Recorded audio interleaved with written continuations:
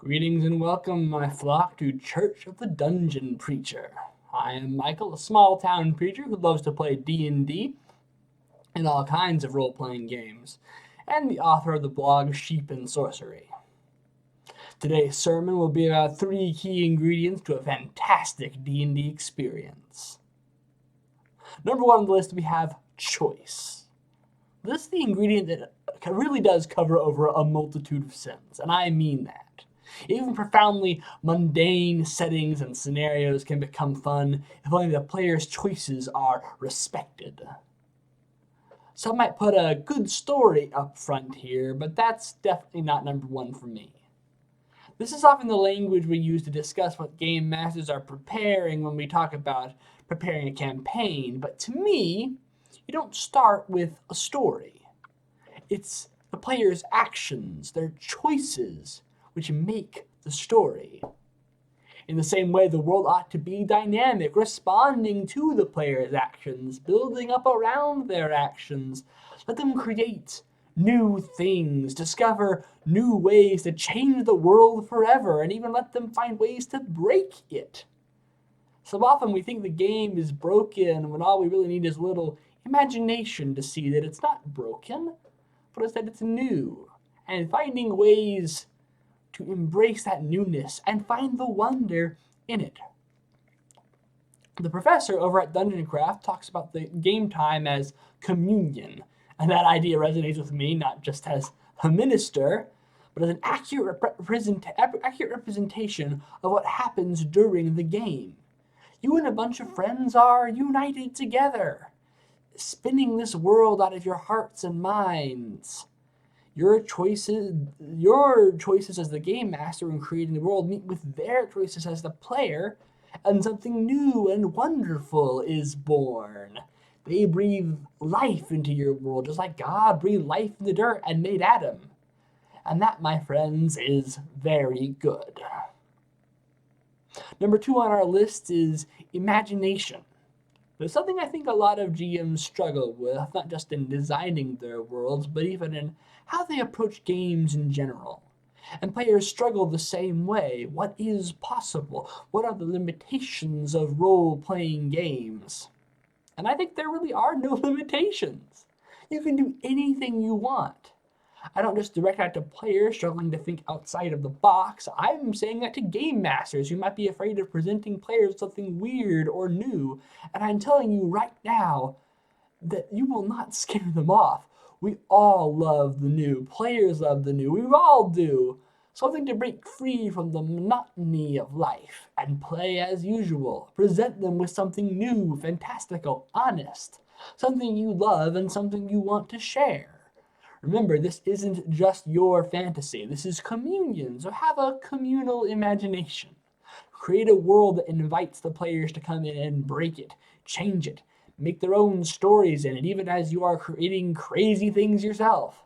The feedback of imaginative furor will become ecstatic. You can all delight in each other, even for just a moment. Another point about this for GMs is, don't confine yourself to genres or games. Make something weird and come up with simple mechanics to operate in it.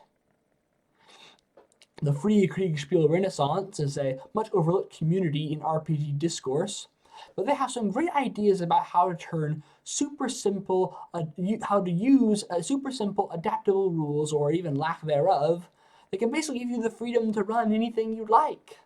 The job of the game master in such circles is to present the world consistently. And that is usually taken care of, and usually takes care of a lot of questions about mechanics. Characters are super simple and usually broken down into just collections of words that allow the GM to adjudicate dice rolls, or even say, you can just do it. I'll link some resources in the description for those interested. The last thing I'd say about imagination is, you have to leave yourself open to new experiences. This goes for both GMs and players. Players, be open to letting your GM try a new weird system, rule, or idea. Most GMs want that more than anything in the world, and it might turn out to be awesome. GMs, be open to changing your ways. Your players want to do things that break the rules, or don't want to play the way you want them to play. Allow yourself to just have permission to be joyful in them, in serving their fun. If you really aren't having fun, your choices are to try and change or to find a new group. I would say do one of those, because believe me, your group can tell when you are miserable. So come with me, and you'll see. Oh, world of pure imagination, what we'll find will defy explanation. Number 3, love. It wouldn't be a proper sermon without some mention of love. GMs, love your players. Players, love your GM. That would poof away 99% of D&D horror stories. I'm not saying you should be romantically in love with your friends at your D&D table, or even necessarily need to be the best of friends. But you do need some kind of friendship at the table. If there is antagonism of any kind then between people that carries over into the game space, it's like taking that snake in the garden. It's good, but there's one little thing wrong with it, and that little thing becomes the very big things quickly. Resolve issues quickly outside of game time. Talk to people who are struggling in private. If there are people who are not fond of each other sitting at the same game table, you might need to just ask them, why are you here? Do not let someone bring evil into your sacred space. If someone is trying to resolve real-life issues or inflict real-life pain through the game, just say no. That can go for players or a game master. But ideally, game masters will step up and just veto pointlessly mean-spirited or off-color acts. If we really love people, we will not allow this time that is meant to be joyful to be painful to them. And we will not allow people to inflict pain on others, while we are here to say no. So toss out jerks who are causing pain on purpose. Love for them usually means letting them know their actions were unacceptable. More than that, the pain they cause hurts them too. There's nothing good in allowing jerks to stay and ruin your game.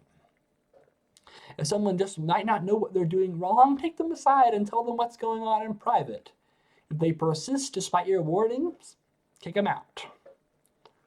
More than that, love is not just protection against bad actors. Love is also just a benevolence toward your fellow man. In intimate spaces like tabletop RPGs, there has to be some love. Love for the game, love for each other, love for life. And if there isn't that, if there isn't love for this thing that we're doing on a weekly basis, then let's stop. Let's figure out what's wrong, and then let's move forward.